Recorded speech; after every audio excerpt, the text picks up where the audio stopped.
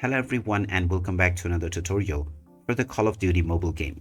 In this video, I'm going to show you how you can change your avatar. So let's get started right away. First of all, open up the Call of Duty mobile game on your device. And after you have logged in using your credentials, you will be taken into the home page. From here, if you wish to change your avatar, just click on your profile icon at the top left corner and then tap on Basic. Now within the basic page, you will see your username and your avatar just alongside it. Just tap on your avatar in order to change it. And now you will see various different avatars that you have unlocked.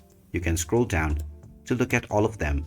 And once you have found an avatar that you prefer, you can simply tap on it and then press the show button, which will now select this avatar as your currently enabled one.